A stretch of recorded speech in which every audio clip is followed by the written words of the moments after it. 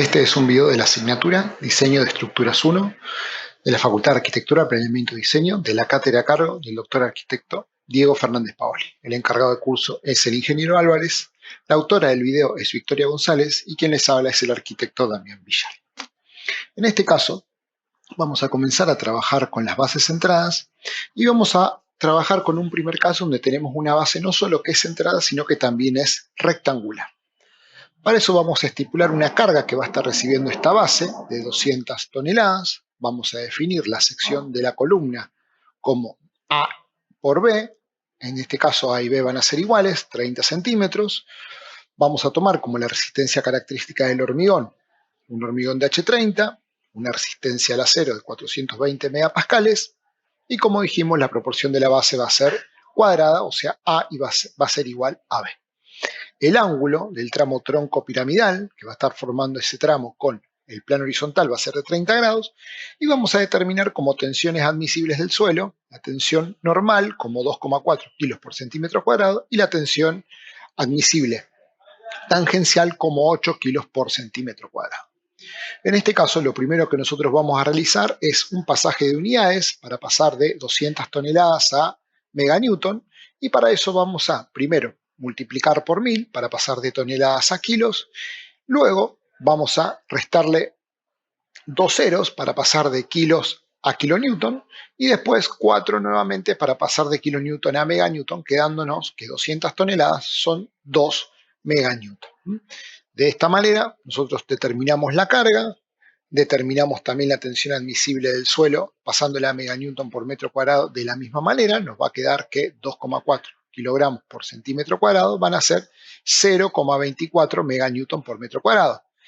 Y la tensión tangencial de 8 kilos por centímetro cuadrado nos va a quedar 0,8 meganewton por metro cuadrado. Una vez que tenemos todas las unidades ya trasladadas a las unidades con las que vamos a trabajar, determinamos o dimensionamos el fuste, recordando que en el caso de bases centradas, nosotros le tenemos que agregar a la sección de la columna 2,5 centímetros para cada lado. En este caso, como son 4 los lados, le agregamos 5 en total para cada lado y nos queda una base, un fuste de 35 por 35 centímetros. Una vez que tenemos dimensionado nuestro fuste, vamos a la determinación de la carga nominal. En este caso recordamos que nosotros vamos a tener la carga que está recibiendo la columna y la vamos a multiplicar por un factor de 1,1 que nos permite calcular la carga con la que nosotros vamos a dimensionar nuestra base. En este caso estos 2 meganewton por 1,1 nos da un valor de 2,2 meganewton. A partir de ese valor vamos a calcular el área necesaria que necesita tener nuestra base, teniendo en cuenta esta carga nominal y la tensión admisible del suelo, que habíamos estipulado en 0,24 meganewton por metro cuadrado. Haciendo la razón esta, tenemos que el área necesaria es tanto como 9,17 metros cuadrados. Y ahora, teniendo en cuenta la fórmula de el cuadrado, podemos decir que 9,17 metros cuadrados tiene que ser igual a A por B. Siendo que A es igual a B, podemos decir que 9,17 metros cuadrados tiene que ser igual a A al cuadrado. De esta manera, si yo paso el cuadrado como raíz al otro término, me queda que A va a ser igual a B igual a 3,03. Como esta es la medida del área necesaria y yo necesito adoptar un área que sea mayor que la necesaria para poder trabajar con tensiones menores que la admisible, voy a adoptar un A y un B obviamente un poco mayor y en este caso redondeándolo en medidas de 10 centímetros nos va a quedar un lado de 3,10 metros. Obviamente para eso tenemos que hacer una verificación que obviamente nos va a dar porque la tensión de trabajo tiene que ser menor que la tensión admisible y en este caso la vamos a hacer directamente con la carga nominal que nosotros teníamos dividido el área, que el área la vamos a calcular como 3,10 metros al cuadrado, A por B o A al cuadrado, y eso nos va a dar una tensión de trabajo de 0,23 meganewton por metro cuadrado que obviamente va a ser menor que la tensión admisible. Una vez que nosotros tenemos esa tensión, vamos a calcular los momentos que se están produciendo en el fondo de esta base. Y para eso vamos a recurrir a este pequeño esquema donde nosotros tenemos la carga superficial que está produciendo la tensión del suelo sobre nuestra base y nosotros la vamos a calcular sobre cada uno de estos voladizos. En este caso lo vamos a hacer sobre este tramo A. O sea, cuando nosotros decimos que es el momento en A, hablamos que es el momento en este sentido. Por eso es que tomamos este sector. Y nosotros lo que tenemos que hacer es calcular la distancia que existe entre la resultante de este sector que tenemos aquí por la distancia que existe hasta el filo del fuste, que es esta medida D que aparece acá. Entonces, para calcular esa resultante, primero vamos a tener la tensión del terreno, la tensión de trabajo que tenemos aquí, que ya habíamos calculado, la vamos a multiplicar por B, que es esta medida, y por esta medida que tenemos aquí, que es esta que tenemos aquí, esta E que aparece acá, que la vamos a calcular como A menos A', esto es A menos A' dividido 2. Eso nos va a dar esta resultante. Y luego, si nosotros lo multiplicamos por la distancia que tenemos aquí, que sería A menos A' dividido 4, o sea, esta medida dividido 2, vamos a tener la distancia. Esta fórmula nosotros la podemos simplificar directamente haciendo A menos A' al cuadrado dividido 8. Por eso es que acá la fórmula nos queda como la tensión de trabajo, 0,23 meganewton por metro cuadrado, por la distancia B, 3,10 metros, por A menos A' al cuadrado dividido 8. Esto nos va a dar un momento último de 0,67 meganewton metro, que son los que nosotros vamos a utilizar para dimensionar los hierros de este tramo. Obviamente va a ser lo mismo para este tramo y obviamente va a ser lo mismo para cuando nosotros tengamos que calcular en el otro sentido.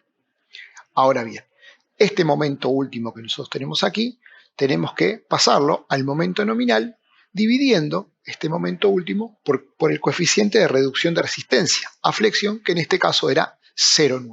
Entonces vamos a hacer 0,67 meganewton metro dividido 0,9 y esto nos da un momento nominal de 0,75 meganewton metro. Una vez que nosotros tenemos ese valor, vamos a ir a la fórmula del K sub D, en la tabla de flexión 3, pero antes que eso tenemos que calcular el D.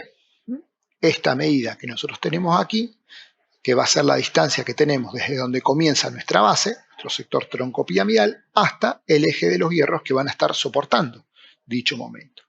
Y para calcular ese D, nosotros tenemos que tener en cuenta el ángulo que tenemos formando en ese sector del tronco piramidal y sumarle el tramo que tenemos aquí, que va a ser todo el talón de la base, 23 centímetros, menos el recubrimiento, que son 5 centímetros. Esto nos da 18, que es lo que tenemos aquí.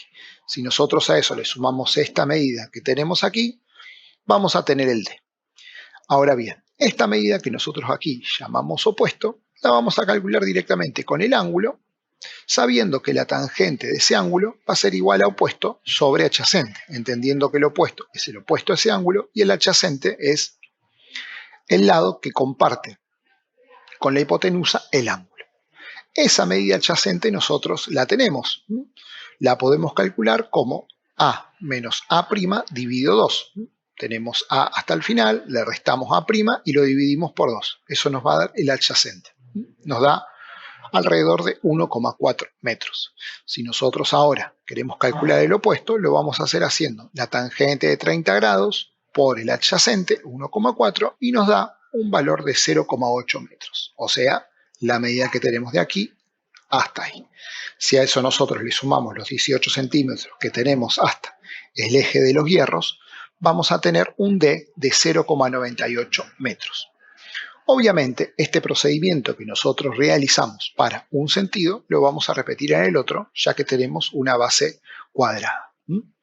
Obviamente, si esta base no fuera cuadrada y fuera rectangular, deberíamos hacerlo tanto para un lado como para el otro, teniendo en cuenta los momentos que van a tener en un sentido y en otro, siendo el D obviamente el mismo.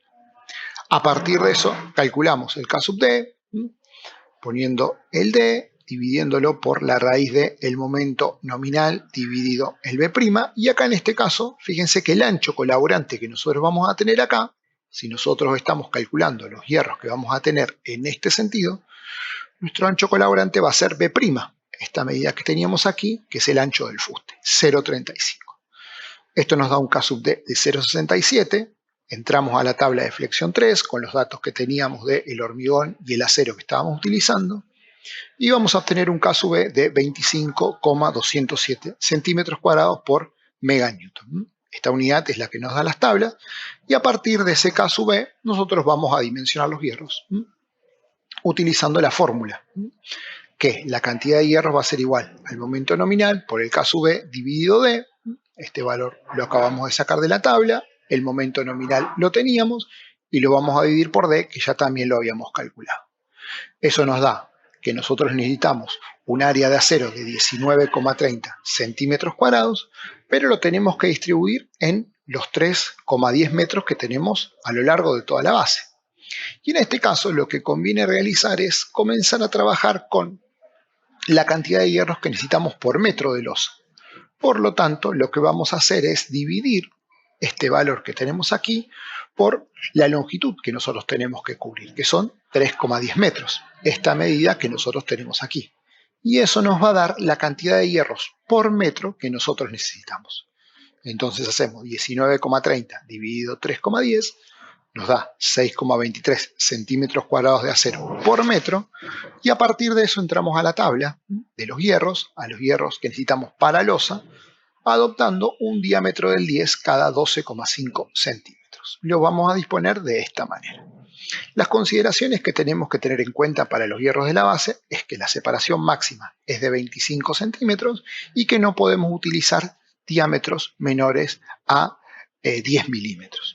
A partir de eso es que nosotros vamos a tener la armadura, que obviamente la vamos a replicar en el otro sentido, porque tenemos, como dijimos varias veces, una sección cuadrada, y lo único que nos queda para poder completar nuestro ejercicio es verificar al punzonado.